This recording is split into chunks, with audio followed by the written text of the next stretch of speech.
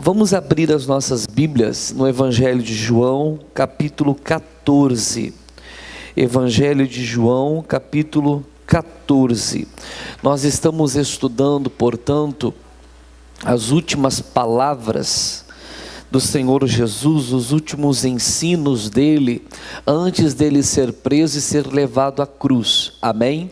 E nós temos que entender, irmãos, que os ensinamentos que ele nos dá, esses últimos ensinamentos, é como uma herança, como que ele dizendo: é assim que vocês devem fazer depois que eu morrer, ressuscitar e voltar para o Pai. Amém?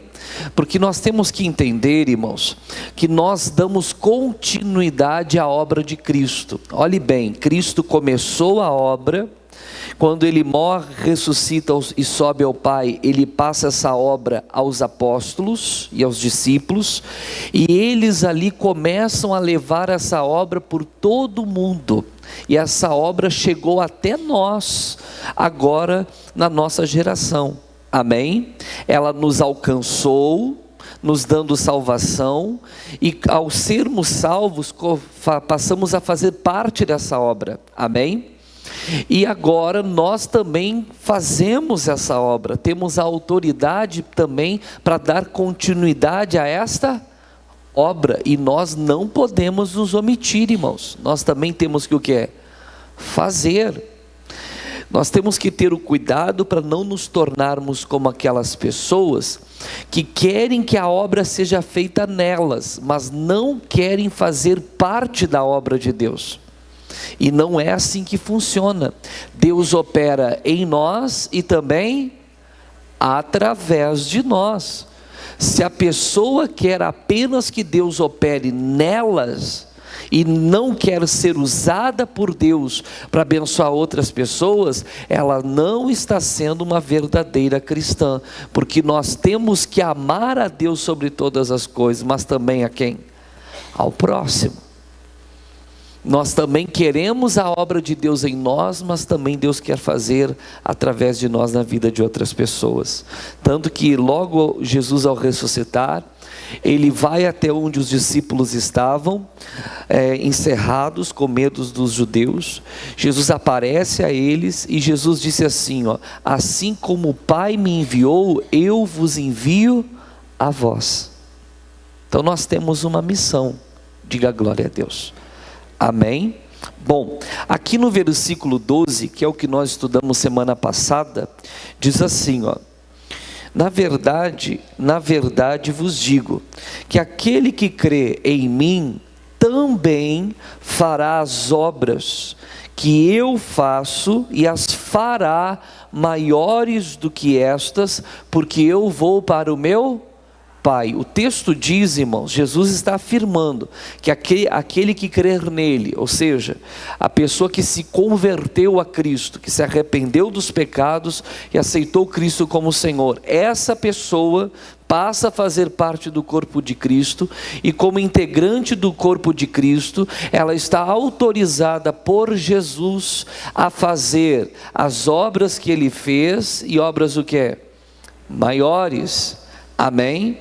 Aí a pergunta seria: como fazemos essas obras? De que forma nós vamos fazer? Aí vem o versículo 13: e tudo quanto pedirdes em meu nome, eu o que? Eu o farei, para que o Pai seja glorificado no Filho. Se nós fôssemos e perguntássemos para o Senhor: Senhor, tudo bem, eu criei no Senhor, eu fui convertido, eu saí da morte para a vida, abandonei o pecado, sou de Jesus agora. O Senhor agora está dizendo que eu posso fazer as mesmas coisas que o Senhor e obras maiores? Lembra que eu falei que nós, como integrantes do corpo de Cristo, nós fazemos parte dessa obra, que farão as mesmas obras e coisas maiores? Amém? Nós vimos semana passada. A questão que nós perguntaríamos para ele seria: mas Senhor, como? De que forma nós vamos fazer isso? Jesus não nos deixa sem resposta. Ele diz que em nome dele, e tudo quanto pedirdes em meu nome, eu o quê? eu farei. E aqui nós temos que entender uma coisa. Há muitos anos atrás, no ano de 84, o missionário Soares, irmãos, lendo um livro chamado O Nome de Jesus. Ele lendo o nome de Jesus, irmãos, ali o autor, o Kenneth Hagin, ele explica que esse versículo, na palavra pedir, que vem da palavra grega aiteo, ele poderia ser traduzido de uma forma diferente. Em vez de pedir, o certo seria colocar exigir. Amém? Olha que interessante. Então ficaria assim, ó: e tudo quanto exigirdes em meu nome, eu o quê? Eu farei. Agora nós temos que entender uma coisa: a quem nós exigimos? Será que é a Deus? Será que é a Jesus? Não. Nós temos que nos dar conta disso. Nós temos que ter esse cuidado. Aqui não está falando de oração, irmãos, mas está falando de uma ação nossa declaratória. Nós usarmos essa prerrogativa, essa autoridade que Ele nos dá no nome dEle, e darmos uma ordem, fazermos uma exigência. A questão é, a quem nós exigimos? E para nós sabermos a quem nós podemos exigir, basta nós olharmos para quem? Para Jesus. Basta nós vermos como que Ele procedia diante das situações do dia a dia. Nós não vemos em nenhum dos 4 evangelhos o Senhor Jesus exigindo alguma coisa de Deus. Nós vemos? Não. Mas nós vemos Ele exigindo de coisas? Sim. E do que Jesus exigia? Ele dava ordens às enfermidades e aos demônios. Amém? Então vamos entender. Quando ele diz, e tudo quanto pedirdes em meu nome, ou melhor, e tudo quanto exigirdes em meu nome, eu o quê? Farei. Ele está mostrando que nós devemos agir em nome dele, dando essa ordem, fazendo essa exigência, e essa exigência que nós fazemos, Ele vai fazer, ou seja, Ele vai fazer com que aconteça, porque Ele nos dá essa autoridade. Diga graças a Deus. Então nós vamos entender, nós vamos em Marcos capítulo 16. Eu quero deixar bem claro para vocês, porque às vezes há uma interpretação errada de algumas coisas, de algumas pessoas. Nós não exigimos de quem, irmãos? De Deus. Quem somos nós para exigir alguma coisa dele? Nós não exigimos nada dele, certo? Em Marcos capítulo 16, abra aí a sua Bíblia.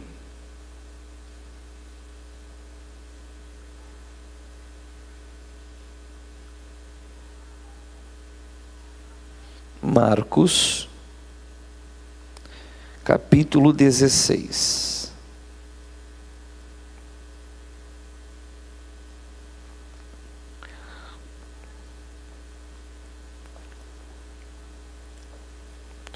Versículo 15. E disse-lhes: ide por todo o mundo, pregai o evangelho a toda criatura. Quem crer no evangelho e for o quê? Batizado será salvo, mas quem não crer será condenado. Lembra que em verdade vos digo que aquele que crer em mim, o que é crer? Conversão, arrependimento dos pecados, aceitar a Cristo, viver para Cristo. Amém? Quando a pessoa ela crê no evangelho, irmãos, olha o que diz o versículo 17: e estes sinais seguirão aos que crerem. No momento que eu criei e eu fui convertido, o que vai ser dito a partir daqui, irmãos, está à minha disposição, faz parte da minha vida como cristão. Amém? A primeira expressão que ele usa é o que? Em meu nome. Ele diz em meu nome, e aí ele fala aquilo que nós podemos fazer em seu nome. Irmãos, Agir em nome de Jesus não é você pegar o nome dele como se fosse uma fórmula mágica, uma palavra mágica. Por exemplo, abracadabra. Porque tem pessoas que pegam a expressão em nome e usam para tudo. Como se o nome fosse uma palavra mágica que fizesse as coisas o quê? Acontecerem. A expressão aqui, em meu nome, significa agir em lugar de Cristo como se fosse Ele. Estão entendendo, irmãos? E para eu ter essa prerrogativa, só se eu sou convertido, irmãos. Eu tenho que estar vivendo uma vida cristã de verdade. Então não é qualquer um que age em nome dele, sim ou não? Não é qualquer um. É aquela pessoa que se converteu. Eu pergunto, irmãos, essa promessa está para todos? Sim, todos podem usufruir dela? Não, porque nem todos ainda tomaram a decisão de arrepender-se dos pecados e aceitar a Cristo, se converter. Não é o frequentar a igreja que me dá esse poder, é a conversão. Mas no momento que eu sou convertido, irmãos, Jesus me dá autorização para agir em nome dele. Estão entendendo? E o que significa agir em nome dele? É agir como ele agia. E aí nós temos que ver como que Jesus agia diante dos problemas das pessoas. E agir da mesma maneira. Amém? Vamos ver alguns exemplos. Vamos tentar ser rápidos nos exemplos. Marcos capítulo 7. Marcos capítulo 7.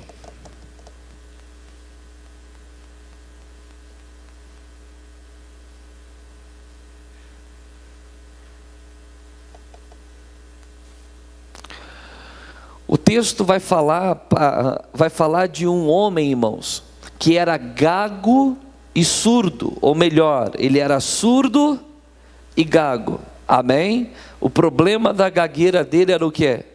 A surdez, né? Jesus vai até esse homem, esse homem vem até Jesus. Vamos resumir, versículo 33. No 33 diz assim: e tirando-o à parte de entre a multidão, pôs-lhe os dedos nos ouvidos e cuspindo tocou-lhe na língua, e levantando os olhos ao céu, suspirou e disse: Efatá, isso é o que? Abre-te. Eu pergunto, Jesus orou? Não. Jesus simplesmente colocou os dedos nos ouvidos daquele homem e deu o que? Uma ordem, ou fez uma exigência: abra-te. Abrir o quê? Os ouvidos, a audição. Ele não orou, ele simplesmente deu o quê? Uma ordem, fez uma exigência: abre-te. E o texto vai falar, irmãos, versículo 35: e logo se lhes abriram o que? Os ouvidos, e a prisão da língua se desfez e falava o que? Perfeitamente. Eu quero aqui enfatizar, Jesus não orou a Deus. Jesus estava representando o Pai? Sim. Ele sempre fez questão de dizer que ele não veio para fazer a vontade dele, mas a vontade daquele que o enviou. Então quando ele vai e diz ao ouvido que está fechado: abre-te, ele está realizando a vontade de quem? Eu pergunto, irmãos, quem é que abriu os ouvidos daquele homem? Foi Deus. Ele dava a ordem e Deus operava ou obedecia? Deus operava, Deus não obedecia. Deus simplesmente opera. Deus não obedece ordens e exigências nossas. Se algum dia você aprendeu que você pode pôr o dedo no nariz de Deus e cobrar algo dele, ou exigir algo dele, ou pôr ele contra a parede, você aprendeu, mas não de uma base bíblica, mas de homens petulantes, irmãos, que não sabem qual é a condição deles diante de Deus. Estão entendendo? Então Jesus não exigia a Deus, ele exigia o quê? Ao mal, ao problema. Vamos seguir. João capítulo 5, vamos lá, João 5. Você está Marcos, Lucas, João. Também vai estar na tela, está aparecendo nas telas aí, pastor? Tá? João capítulo 5.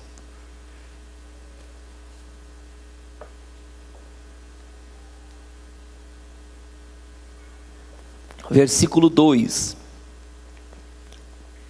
Ora, em Jerusalém, à próxima porta das ovelhas, um tanque chamado em hebreu Betesda, o qual tem 5 alpendres. Neste jazia grande multidão de enfermos, cegos, coxos e paralíticos, esperando o movimento das águas. Porquanto um anjo descia em certo tempo ao tanque e agitava a água, e o primeiro que ali descia, depois do movimento da água, sarava de qualquer enfermidade que tivesse. E estava ali um homem que havia 38 anos se achava enfermo, e Jesus, vendo este deitado e sabendo que estava nesse estado havia muito tempo, disse-lhe: queres ficar são?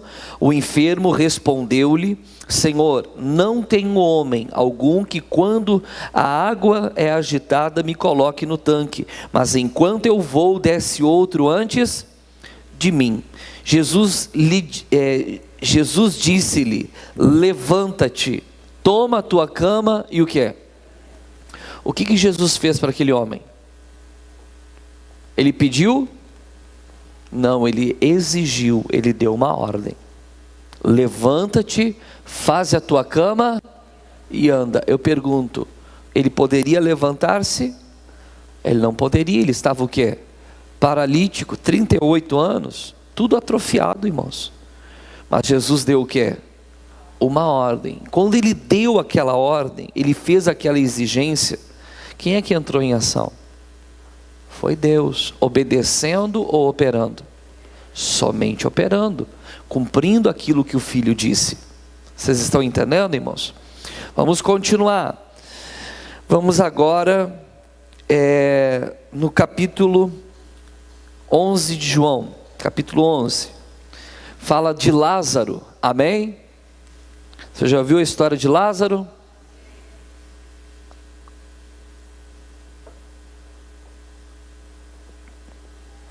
O Lázaro já estava morto há quantos dias quando Jesus chegou lá na cidade? Há 4 dias, amém? Quando ele chega no túmulo, ele manda que tirem o que? A pedra do túmulo, versículo 39, João 11, 39, disse-lhe Jesus: tirai a pedra. Marta, irmã do defunto, disse-lhe: Senhor, já cheira mal, porque é já de 4 dias. Disse-lhe Jesus: não te hei dito que se creres verás a glória de Deus? 41, tiraram pois a pedra. Agora preste atenção. E Jesus, levantando os olhos para o céu, disse: Pai, graças te dou por me haveres ouvido. Eu bem sei que sempre me ouves, mas eu disse isso por causa da multidão que está ao redor, para que creiam que tu me enviaste. Eu pergunto, Jesus pediu para Deus ressuscitar Lázaro? Não. Ele só agradeceu a Deus. Pelo quê? Pelo Pai ouvir a Ele. E Ele enfatiza: aliás, o Senhor sempre me ouve. Amém? Olha o versículo 43. E tendo dito isso, clamou com grande voz: Lázaro, o que é? O que Jesus fez? Deu uma ordem, fez uma exigência. E eu pergunto, quem é que entrou lá naquele túmulo com poder e ressuscitou Lázaro? Deus. Eu pergunto, obedecendo a Jesus ou operando da declaração dele? Vocês estão entendendo? Então nós temos que crer, irmãos, quando nós fazemos essas ordens. Bom, Marcos capítulo 9, eu quero ser rápido, vamos lá, Marcos 9, são várias passagens, só para a gente pegar o entendimento.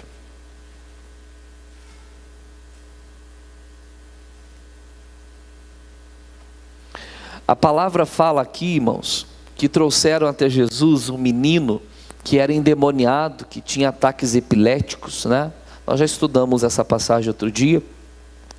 Jesus, ele trata com o pai do menino sobre algumas questões, e quando ele termina de tratar com o pai do menino, lá no versículo 25 diz assim: e Jesus, vendo que a multidão concorria, repreendeu o espírito imundo, dizendo-lhe: espírito mudo e surdo, eu te ordeno, sai dele e não entres mais nele. E ele, o espírito, né, clamando e agitando-o com violência, saiu, e ficou o menino como morto, de tal maneira que muitos diziam que estava o quê? Morto. Mas Jesus, tomando-o pela mão, o ergueu, e ele o quê? Eu pergunto, irmãos, Jesus orou a Deus para expulsar o demônio? Não, Jesus simplesmente deu ao demônio o quê? Uma ordem, fez uma exigência, e o demônio o quê? Ele saiu. Amém? Agora nós vamos ver dois casos com os apóstolos, porque até agora nós só vimos com quem? Com Jesus. Alguém dizer, aí não vale, né, pastor? Ele era Jesus.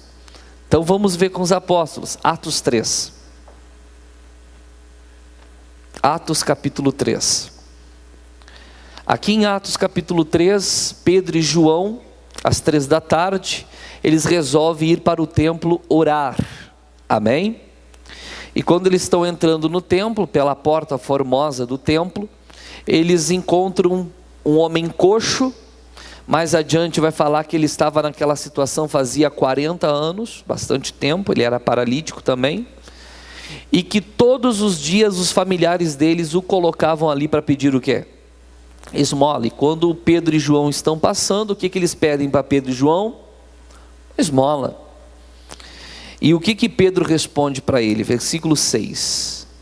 E disse Pedro: não tenho prata nem ouro, mas o que tenho, isso te dou. Em nome de Jesus Cristo, o Nazareno, levanta-te. E o que é? Pedro orou a Deus? Orou a Jesus? Pediu para o Espírito Santo? Não. Ele simplesmente deu o que é?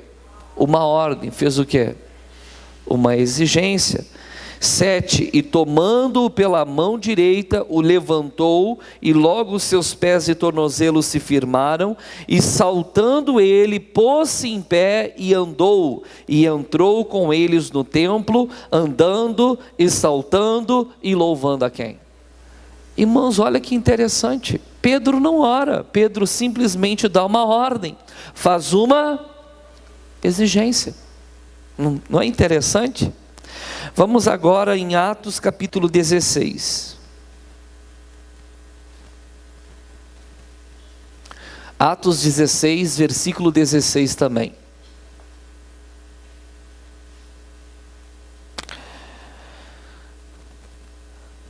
Versículo 16 diz então: e aconteceu que, indo nós à oração, nos saiu ao encontro uma jovem que tinha um espírito de adivinhação, a qual, adivinhando, dava grande lucro aos seus senhores.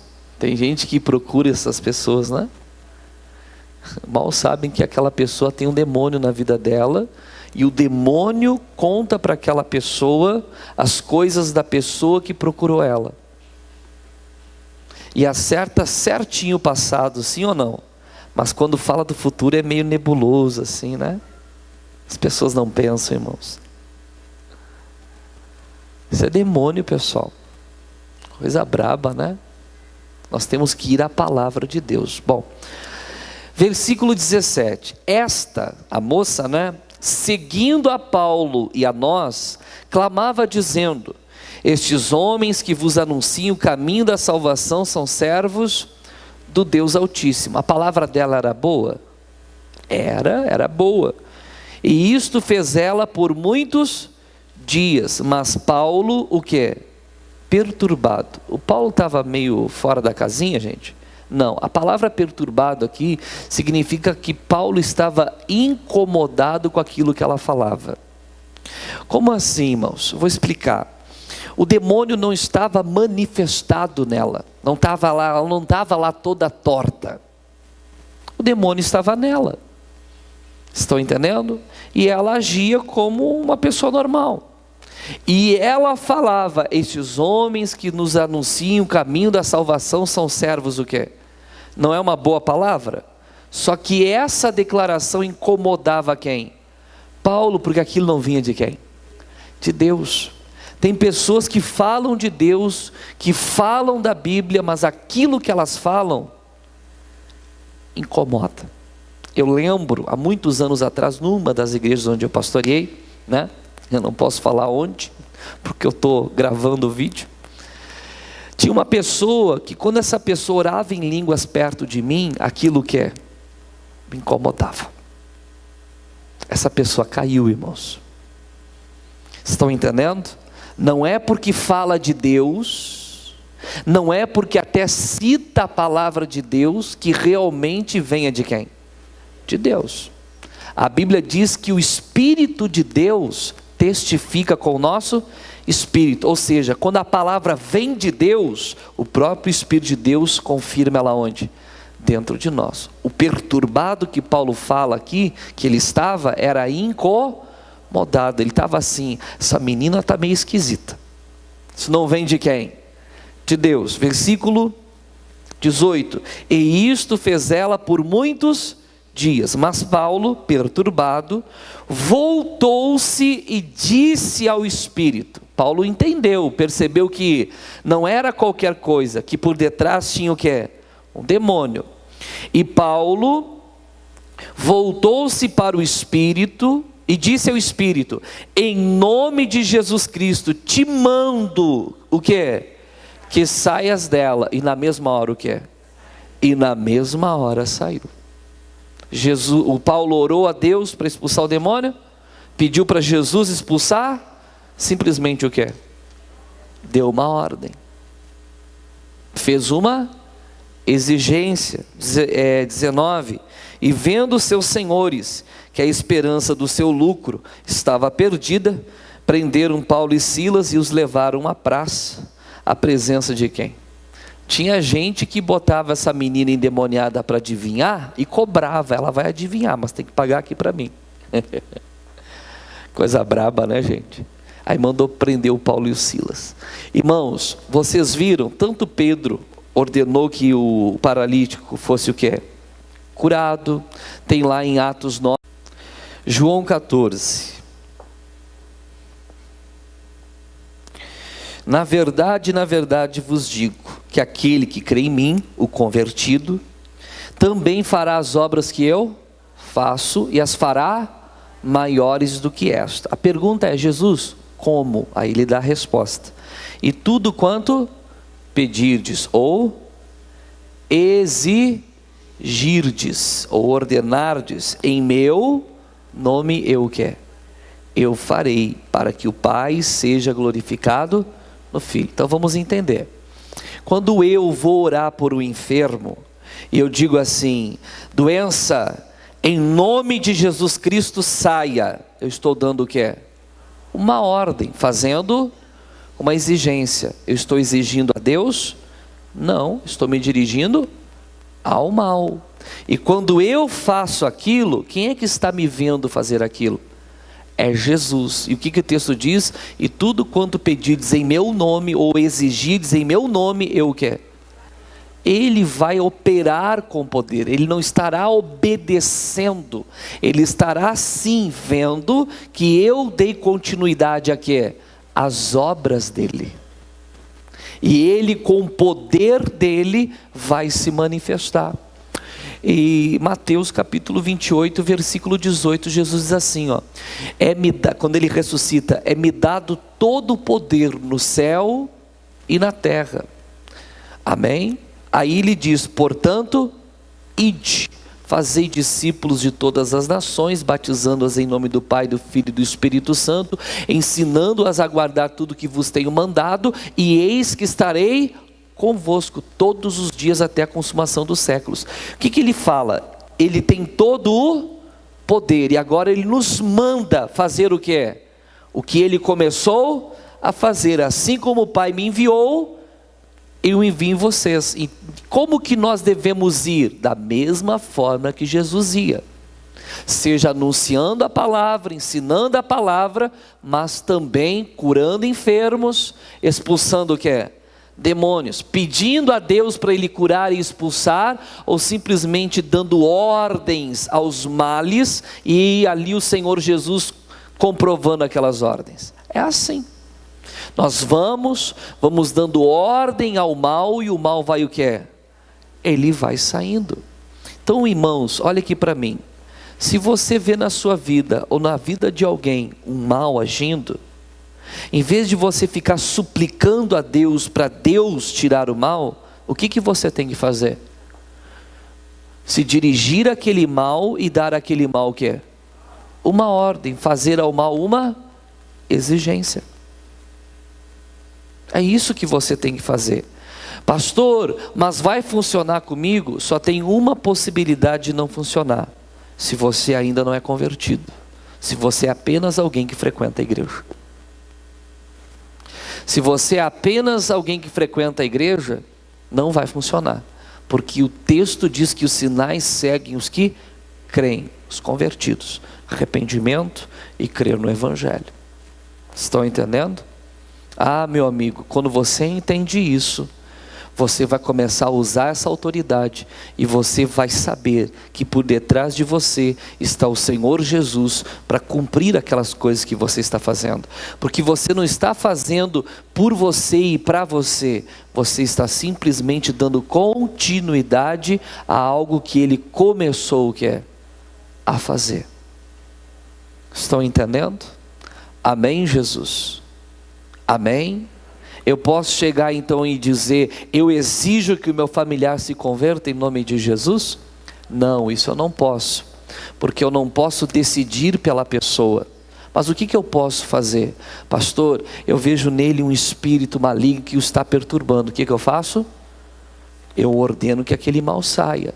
Eu vejo que nele há, pastor, um preconceito contra o Evangelho, contra a igreja, contra o reino de Deus. O que eu faço? Eu expulso aquele espírito de incredulidade, de preconceito. Amém? Se eu vejo que nele, irmãos, há um mal ali que está colocando uma soberba, um orgulho, porque ele já crê, só falta o quê? Se render. Eu vou lá e o quê? Exijo a saída daquele mal. Aí eu peço: Deus, que o teu Espírito traga ao coração dele o que é? Convencimento. Porque eu não posso convencer somente quem?